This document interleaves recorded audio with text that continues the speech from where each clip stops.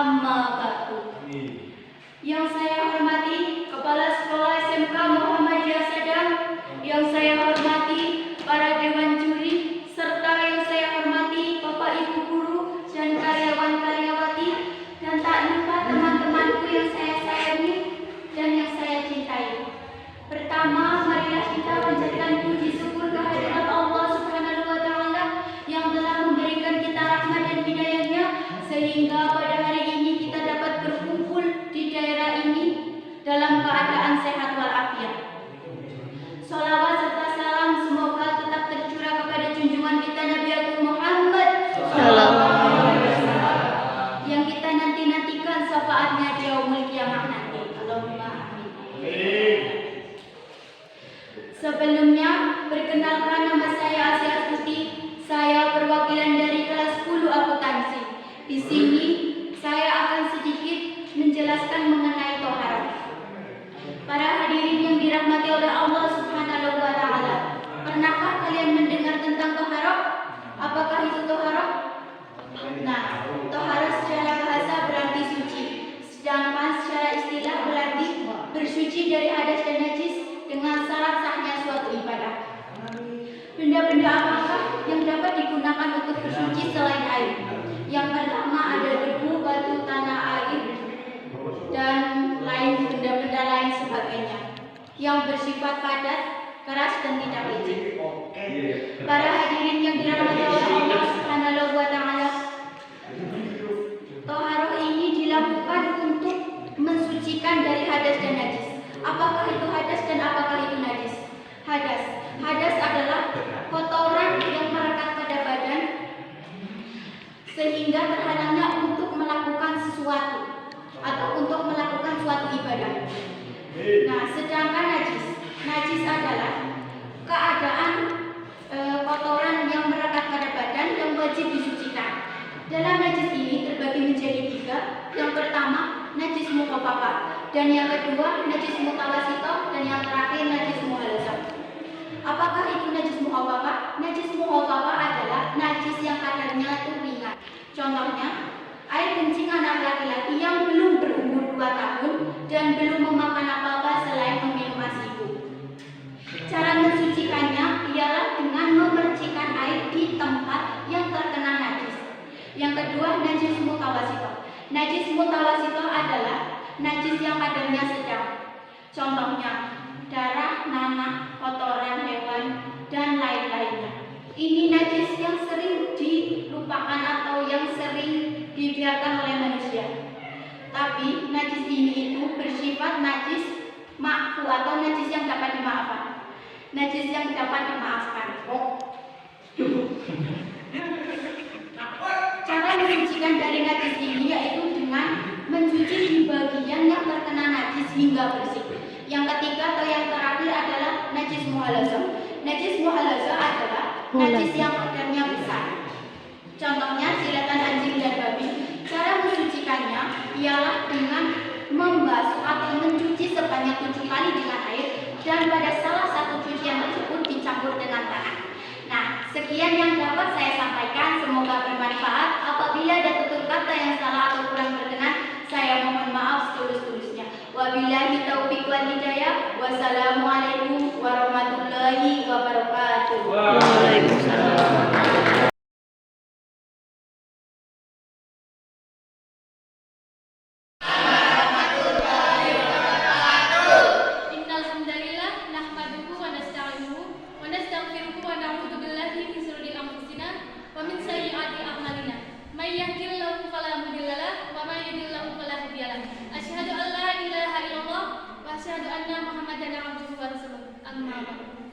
Yang terhormat Kepala SMK Muhammadiyah Sadang,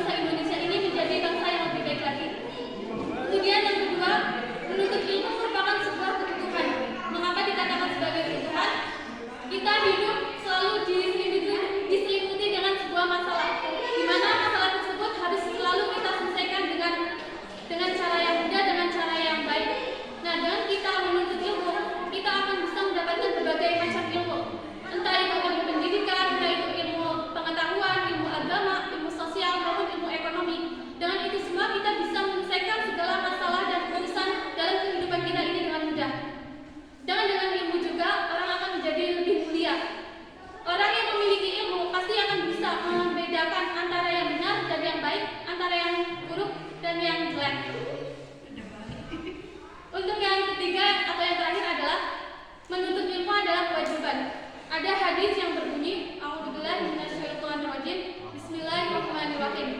Talabul ilmu fardhatun 'ala kulli muslim. Artinya, menuntut ilmu adalah kewajiban bagi setiap muslim. Jadi, selain kita membutuhkan ilmu, kita sebagai umat manusia juga mempunyai kewajiban untuk menuntut ilmu. Allah juga berfirman dalam Quran surat Al-Mujadalah ayat 11 yang ayatnya menjelaskan bahwa siapa saja yang berjalan untuk menuntut ilmu, maka Allah akan mengangkat derajatnya. Dan Rasulullah SAW juga pernah bersabda yang artinya, sesungguhnya siapa yang menuntut ilmu di jalan Allah, maka Allah akan memudahkan jalannya menuju surga. Hadis riwayat Muslim nomor 2699.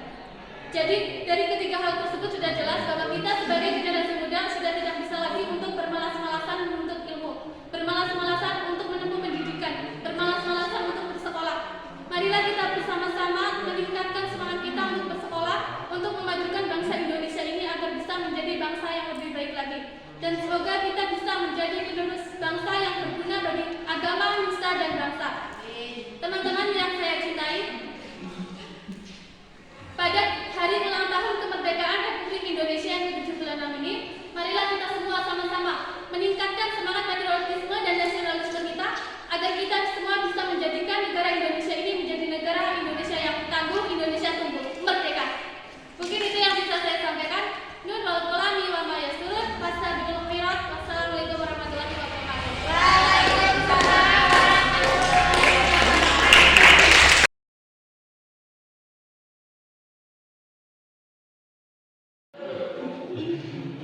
Alhamdulillah, nahmaduhu wa nasta'inuhu wa nastaghfiruh wa na'udzu billahi min shururi anfusina wa yahdihillahu fala mudilla lahu wa may yudlil fala hadiya lahu.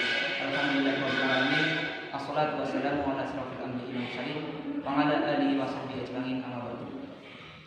Pertama-tama, marilah kita panjatkan puja dan puji syukur kita pada kehadirat Allah Subhanahu wa taala yang telah memberi kita rahmat dan hidayahnya dan syafaatnya. Yang kedua, salawat serta salam kita sanjungan kepada Nabi Muhammad SAW. Perkenalkan, nama saya Nubul Rawan. Di sini saya akan membahas tentang surah Al-Kahfi ayat 1 sampai 5 yang berbunyi, A'udzubillahi minasyaitonirrajim. Bismillahirrahmanirrahim. Alhamdulillahilladzi anzala 'ala 'abdihi al-kitab wa lam yaj'al lahu 'iwajan qayyiman liyunzira ba'san shadidan min ladunhu wa yubashshirul mu'minina alladzina ya'maluna as-salihati anna lahum ajran hasanan makithina fihi abada wa yunzirul ladzina qalu ittakhadallahu walada ma lahum bihi min ilmin wa la li abaihim kaburat kalimatan takhruju min afwahihim in yaquluna illa kadhiba. Shadaqallahul azim.